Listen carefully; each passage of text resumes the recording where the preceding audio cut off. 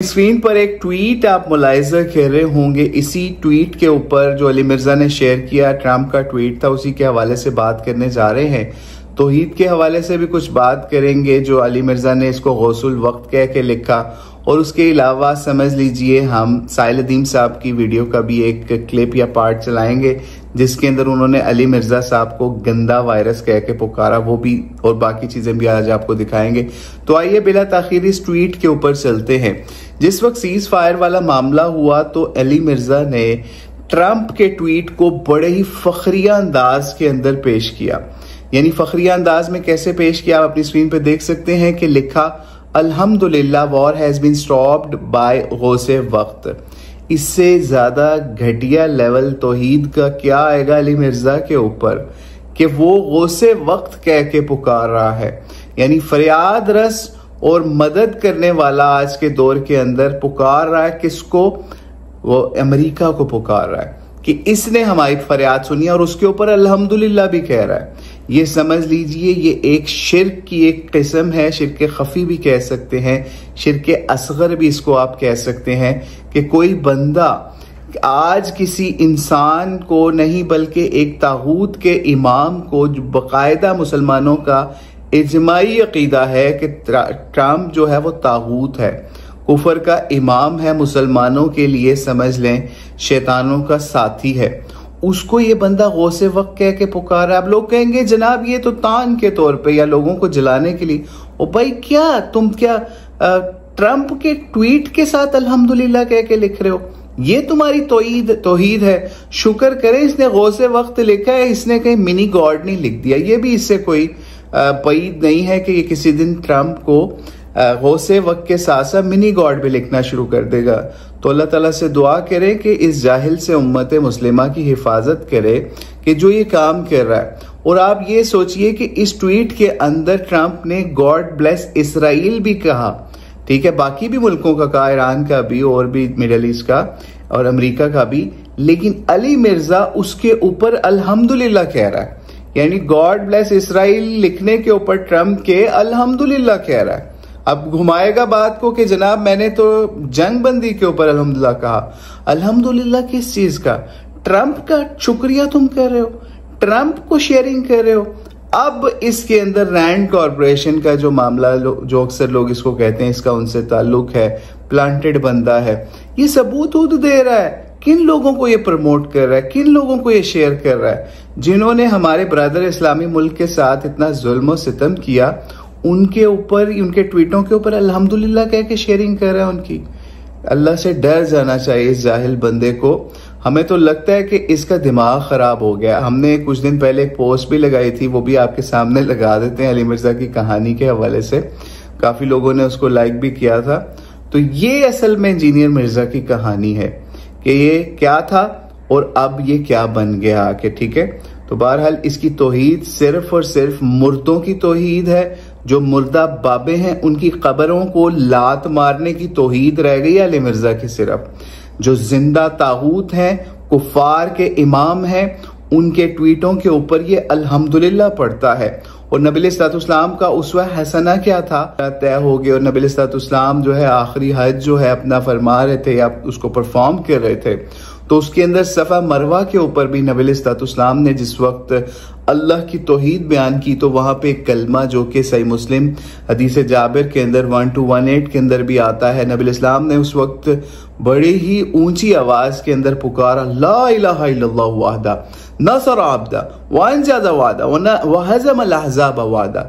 ठीक है, यानी मतलब ये था कि वहां पे भी अल्लाह की तारीफ, अल्लाह की तौहीद प्लस ये नबी इस्लाम ने इन कलमात का आखिर किया कि वहज़म अल अहज़ाब वहदा, कि उस अकेले ने, अल्लाह अकेले ने तमाम ग्रोहों को शिकस्त दी।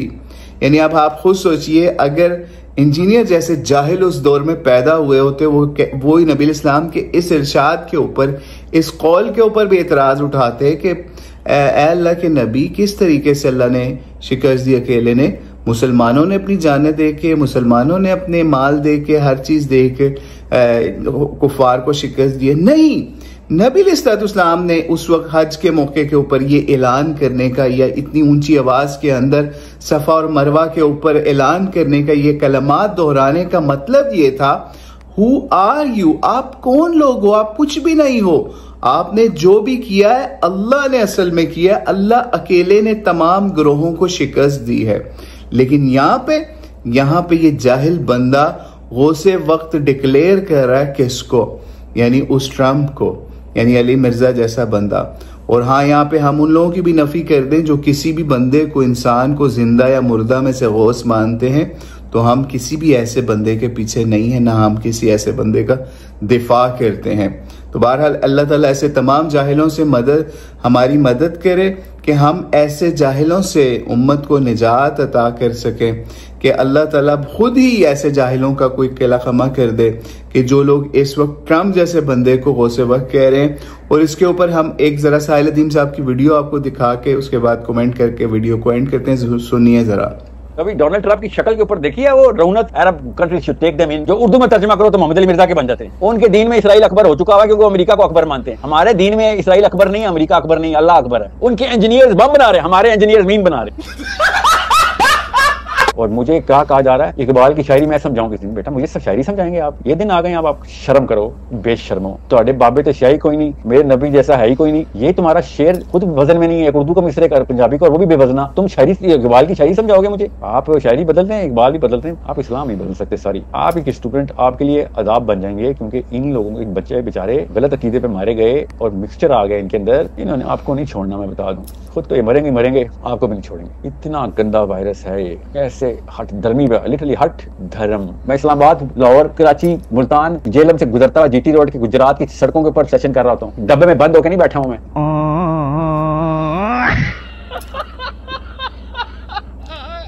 जी, तो आपने सुन लिया कि अली मिर्जा को साहिल अदीम साहब गंदा वायरस कह के पुकार रहे हैं।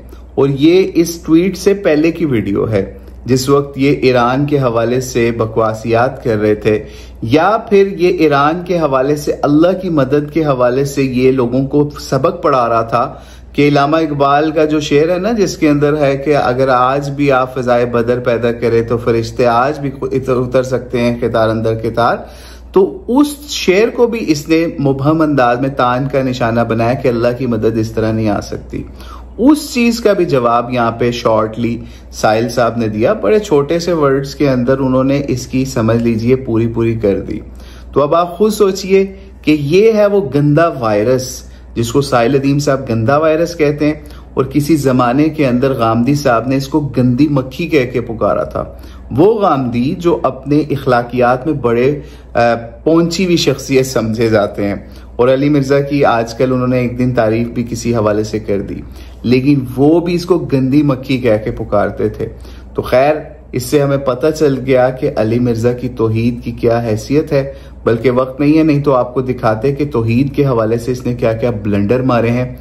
इवन इतना घटिया लेवल अली मिर्जा का आ गया कि एक वीडियो के अंदर अल्लाह को इसने, जो ताश के अंदर पत्ते होते हैं ना, जो एस होता है या फिर यक्का जिसको कहते हैं, उसके साथ तशबीह देके, उसके साथ कंपेयर करके अल्लाह की तौहीद बयान कर रहा था।